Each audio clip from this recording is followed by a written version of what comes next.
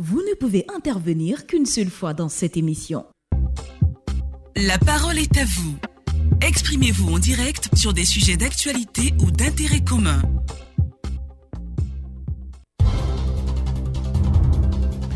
Madame, monsieur, bonjour. Merci de nous rejoindre pour votre sujet de la parole est à vous de ce mardi 14 septembre 2021. C'est une bonne nouvelle pour la Côte d'Ivoire. Le groupe énergétique italien Eni a déclaré récemment avoir fait une importante découverte du pétrole au large de la Côte d'Ivoire. Selon l'entreprise, ce gisement pourrait contenir jusqu'à 2 milliards de barils.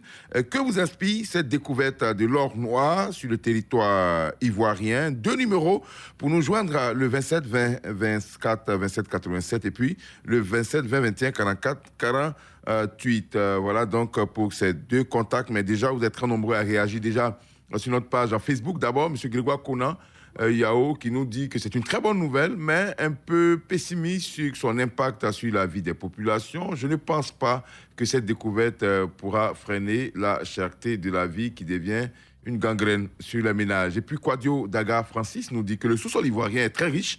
Et cette découverte est la bienvenue. Vivement que cette autre ressource contribue efficacement au développement économique de notre pays. Monsieur Zakaria Gourou, cette découverte de l'or noir sur le territoire ivoirien est une bonne nouvelle. En effet, ce secteur pétrolier reste de loin, le pétrole, bien sûr, la première source d'énergie dans le monde.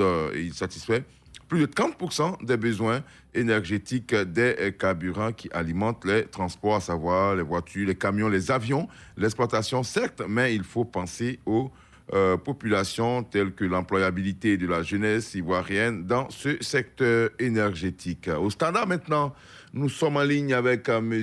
Kwaku Amani qui est à Zengwanou, c'est pas très loin de Béoumi. Bonjour. Bonjour, M. Adama. On vous écoute. Oui. Je suis de Zengwanou. Oui, bien sûr. Sous-préfet de l'Olobo, département de Béoumi. D'accord, c'est bien noté. Voilà. Oui.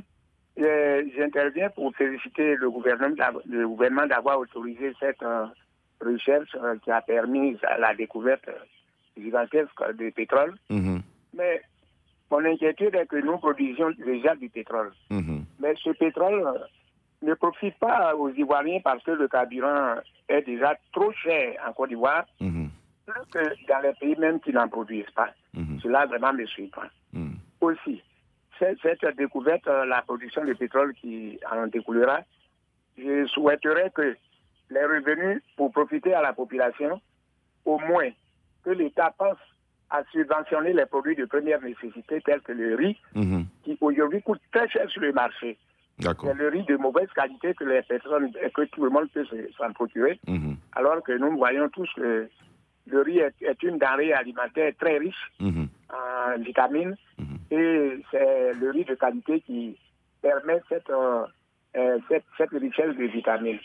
Alors la subvention des produits de première nécessité profiterait plutôt à la population que la cherté du pétrole, surtout du carburant, qui ne fait que vraiment ralentir l'économie, disons, les revenus de la population qui souffre déjà avec tous ces décès. D'accord, donc utiliser le pétrole pour accompagner, bien sûr, les populations pour atténuer la cherté de la vie. C'est ça votre volonté. D'accord. Voilà. C'est bien noté. C'est ma contribution. Merci à vous, M. Kwaku Amani de Zengwanou, près de Béoumi.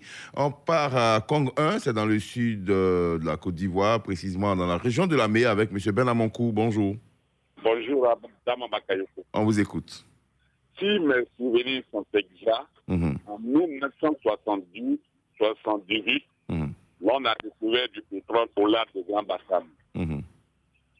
Mais ce qui est étonnant, c'est que les Ivoiriens, c'est un pays producteur, les habitants d'un pays producteur doivent bénéficier de ce pétrole. Donc, je souhaite que cette nouvelle découverte puisse profiter des Ivoiriens. La vie est très, très chère en Côte d'Ivoire. Donc, j'ajoute que je souhaite que cette fois-ci, cette découverte-là, que les Ivoiriens en bénéficient. Le prix du carburant doit diminuer, les aliments de première nécessité doivent voir le prix laisser. En tout cas, les Ivoiriens doivent vivre aisément. D'accord. Vivre vraiment ce pétrole qui pouvait nous profiter. D'accord. Merci et excellente journée. Bonne journée à vous, à Cong 1. Monsieur Abdoulaye Fofana, bonjour. Et bonjour, Adama Bagayoko. Vous êtes à Logoualé, c'est à 34 km seulement de Mans. De Mans, oui, c'est ça. On vous écoute. Alors, bon, je ne sais pas de qui, et de moi et de Ben Avoukou qui a raison. Là, moi, je pense que c'est en 84 que le premier gisement de pétrole a été découvert au large d'Abidjan, Bassam ou Jacques Veri, je ne sais pas. Bon, on va vérifier ensemble. Oui, en même temps, il faut faire attention. Allô? Il y a la recherche et il y a l'exploitation. Ça fait deux choses différentes. On peut avoir certainement l'exploration où on a pu découvrir et puis la phase d'exploitation exacte. Donc, vous pouvez tous les deux avoir raison.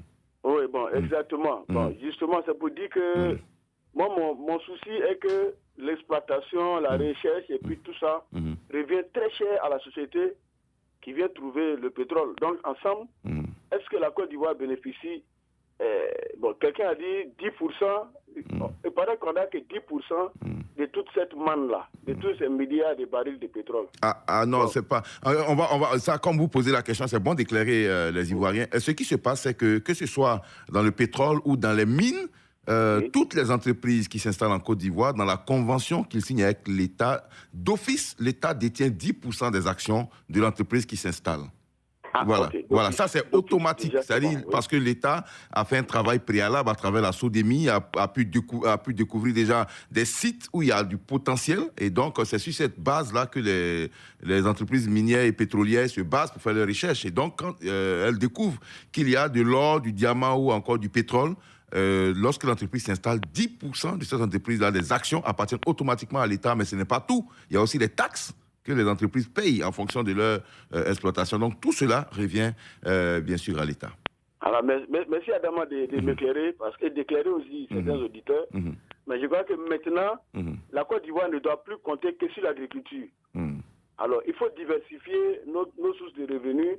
C'est vrai, le succès de ces pays repose sur l'agriculture. Bien sûr. Mais on doit aller vers d'autres choses, vers le pétrole, vers les mines, l'énergie, les autres sources de géologie, tout ce qui vous bien dit. sûr. Mais il ne faut pas qu'on reste seulement collé à l'agriculture qui connaît encore des protéines diverses à travers la mévente de nos produits à l'étranger. D'accord. Donc, je pense que c'est une bonne chose. Il faut que l'État veille à ce que ça se ressente dans nos assiettes. D'accord. Voilà. Merci. Monsieur Abdoulaye Fofana, vous avez raison de dire qu'il faut que, bien sûr, c'est les secteurs où l'investissement coûte très, très, très cher. Et d'ailleurs, même les spécialistes, les experts invitent les Ivoiriens, les hommes d'affaires qui ont vraiment des moyens de s'investir dans le secteur des mines et du pétrole. Il y a beaucoup d'argent à gagner. Quand c'est une entreprise ivoirienne, évidemment, la Côte d'Ivoire gagne beaucoup plus à travers la valeur ajoutée. Mais bon, quand c'est que les entreprises étrangères, ce n'est pas toujours bon. Le frein, c'est que ça coûte très cher, mais il y a des hommes en Côte d'Ivoire, des hommes d'affaires qui ont beaucoup d'argent, qui pourraient évidemment investir dans ce secteur. On retrouve M. Tibé Michel, qui est à Saint-Fra. Bonjour. Mon frère Adama. Oui, bonjour. Ouais, bonjour M. Tibé, on vous écoute. Hier, on a découvert le pétrole au large de Grand Bassam. On a fêté, au temps du président Houphouët-Boigny, on a fêté. Bon, aujourd'hui, on a découvert le pétrole encore ici, quelque part. Mais il faut qu'on forme nos enfants comme nos enfants ingénieurs. Les gens qui viennent pour découvrir le pétrole, ce ne sont pas des Ivoiriens. Mais il faut qu'on forme nos enfants. Vraiment, je demande à l'État de former nos enfants. Pour qu'on ait l'œil sur ce pétrole qu'on a découvert cette année. D'accord. Oui. Parce que si ça reste dans la main des Blancs là-bas, des étrangers, ils vont nous prendre tout et puis partir. Mais il faut que l'État forme nos enfants. On a trop d'intellectuels, il faut qu'on forme nos enfants. D'accord. C'est bien noté. C'est ce que je demande. Merci. Merci. Monsieur Tibé Michel, vous avez raison de parler de la formation. Effectivement, la Côte d'Ivoire a un centre d'excellence à Yamoussoukro. L'INPHB forme déjà des ingénieurs en mines, pétrole et géologie. Et il y a aussi un centre d'excellence africain qui est dans cette école-là de Yamoussoukro. Donc, c'est dit que même vous souhaitez qu'on renforce, que beaucoup plus d'enfants, d'élèves aillent dans ce secteur. Effectivement, quand il y a des expertises sur place, les entreprises qui arrivent sont obligées de travailler avec les ressources, parce que quand elles s'installent, qu'elles n'ont pas les ressources ici, c'est là qu'elles font appel à des ressources extérieures. Donc, vous avez raison de mettre l'accent sur la formation. Monsieur Yao Kwadio Séraphin, bonjour. Bonjour, monsieur Adam Bakayoko. Vous êtes à la frontière ivoiro-ghanéenne, précisément à Noé. Oui. On vous écoute. Bon, monsieur Adam Bakayoko, le sujet est bienvenu. Depuis, bon, comme on le dit, depuis autant de fois, en fait, de pétrole, on a découvert, on parlait de ça. Mais il n'y a pas d'investisseur qui va venir investir. Et puis, bon, nos frères ivoiriens qui vont travailler.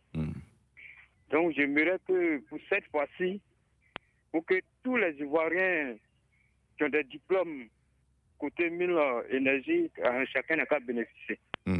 Parce que quand les gens viennent de s'installer, c'est les étrangers, les Français, les Chinois, ainsi de suite, c'est eux qui viennent nous exploiter ici. Parce que si lui-même a le même diplôme que toi, alors qu'il est installé et ils l'ont pris avant, qu'est-ce que tu dois faire?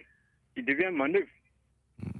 Alors qu'il y a des gens qui ont été bien informés ici, que je connais beaucoup même.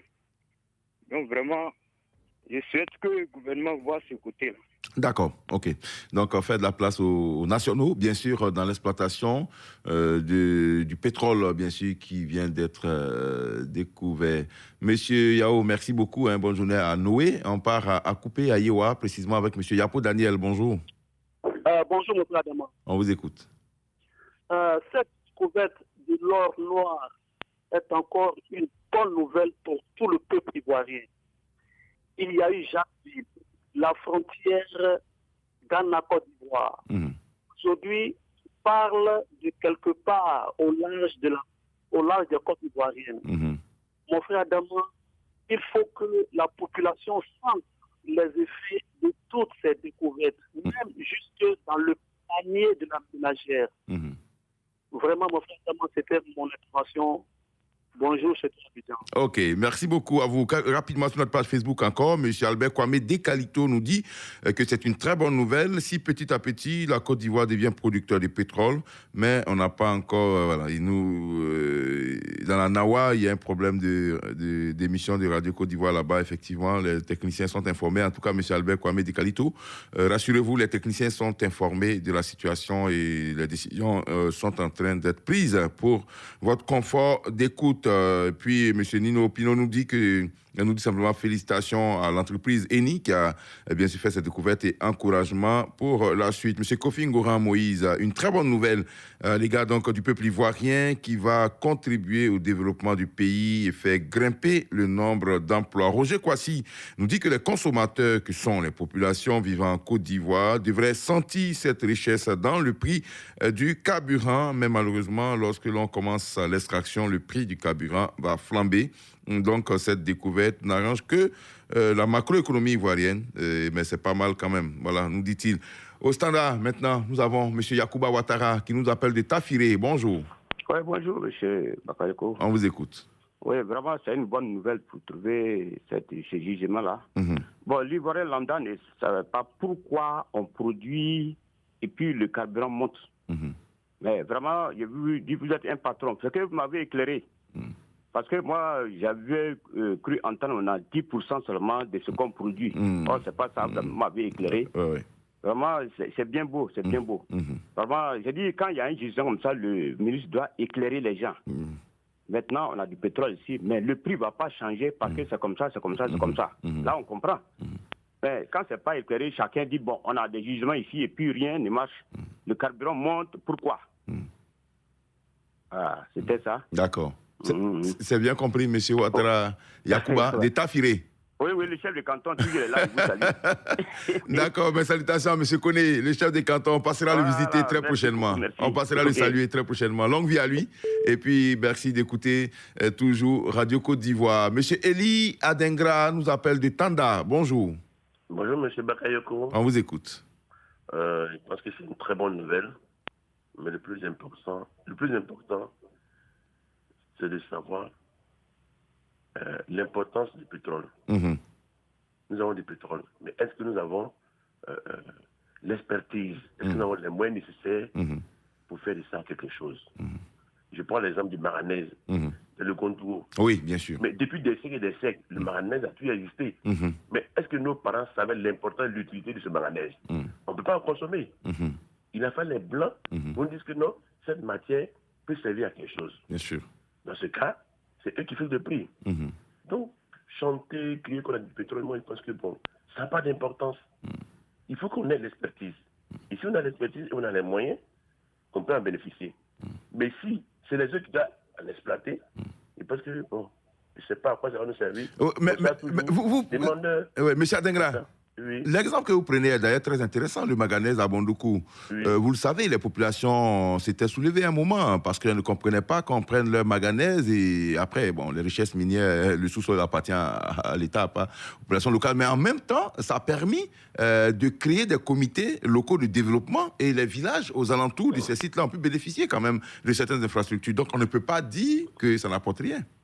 Non, M. Bakayoko, je ne veux pas dire que ça n'apporte rien. Je veux dire que il a fallu quelqu'un pour donner la valeur à ce manganèse. Nous sommes de la région, mais nos ancêtres ne savaient pas à quoi ça servait. À quoi ça servait. Bien sûr. C'était comme des pierres qu'on voyait comme ça. Donc c'est le blanc qui prend l'utilité de la chose, l'importance de la chose. Bien sûr. À ce niveau, nous serons obligés d'accepter le prix qui fixe. Et ils nous imposent les desiderata. D'accord. Alors, merci beaucoup, Monsieur Adengra, pour votre lecture. C'est vrai, vous avez raison. On a ces richesses après la mise en valeur. Malheureusement, nous, ici, le manganèse, il est extrait de manière brute. On en parle, la première transformation, et c'est bien sûr les pays qui les enlèvent, qui font après la transformation. Et là, la valeur ajoutée devient plus importante, malheureusement. Et voilà. Il faut effectivement qu'il y ait assez d'experts dans le domaine pour permettre à nos pays, et puis surtout les hommes d'affaires, il faut les encourager à investir dans le secteur minier. Il y a beaucoup d'argent à gagner. Monsieur Diallo Seydou, bonjour. Oui, bonjour, Mme Bagayoko. Vous êtes à Nibilé-Kro, hein? On vous écoute. Tout à fait. Mais le pétrole, franchement, n'apporte rien aux pays africains. Je m'explique. En Côte d'Ivoire, le président Félix Houphouët-Boigny a fait oui, le pétrole en Côte d'Ivoire. Mais le prix n'a pas changé à la pompe. Tout le monde partait au Ghana. Le Bénin, il y a le pétrole. Au Niger. Mais la population souffre toujours. Le seul pays africain où moi j'ai vu que le pétrole a apporté quelque chose, c'est le Tchad, d'Idriss Déby. Avant même l'arrivée du colonel Kadhafi, le 1er septembre 1969, il n'y avait rien en Libye. Mais c'est le pétrole qui est venu développer ce pays. Qu'est-ce que ce pétrole va apporter à la Côte d'Ivoire ou au pays? Regardez au Niger. Tout le monde est pauvre, alors que le pétrole est partout au Bénin. Alors, donc c'est très, très, très difficile. Quand on parle de pétrole, tout le monde aurait encore... Bon, moi, je ne sais pas ce que ça va donner. Hein. Mais on a un grand président. Peut-être le président Ouattara. Allez, ça, je n'en sais rien. Sinon, le pétrole n'apporte absolument rien au pays. Regardez un peu, l'Arabie Saoudite envoie le pétrole en Jordanie pour vendre ça dit moins cher. Mais malheureusement, pourquoi on a le pétrole et puis on va au Ghana pour aller acheter moins cher? Non, oui, justement, parce qu'on n'en a pas en quantité suffisante. C'est ça aussi la question. Et là, on vient de découvrir un gisement de 2 milliards de barils. Je pense que les choses peuvent changer, M. Diallo. Il ne faut pas être pessimiste.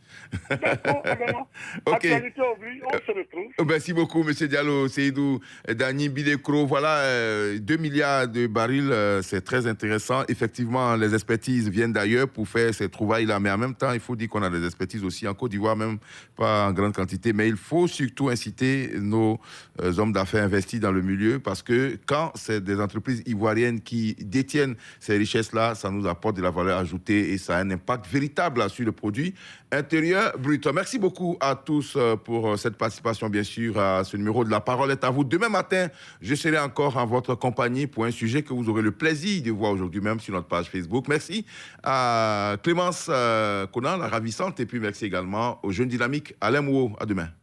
Vous pouvez réécouter cette émission ce soir à 22h15 sur Radio Côte d'Ivoire et sur notre site internet www.rti.ci, onglet Radio Côte d'Ivoire.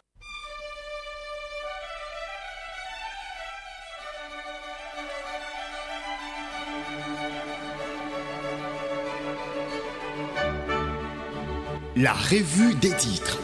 Et on débute cette revue des titres avec le quotidien Notre Voix qui nous parle de la rentrée scolaire hier. Confusion autour des frères annexes, a écrit le confrère. Et puis, dans le jour plus, situation sociopolitique, Gbagbo, Simone et Yvé, la guerre aura lieu, écrit le journal. Opération main propre des DG sur le départ. Voici ceux qui sont concernés, écrit l'essor dans sa parution du jour, quand dans le quotidien Le Temps, occupation de l'espace politique Gbagbo sur le terrain, Ouattara panique, écrit le journal. Et puis dans le Patriote, on parle plutôt des 10 grandes décisions de Mariatou Koné concernant la rentrée scolaire 2021-2022. Dans le quotidien Le Sucre,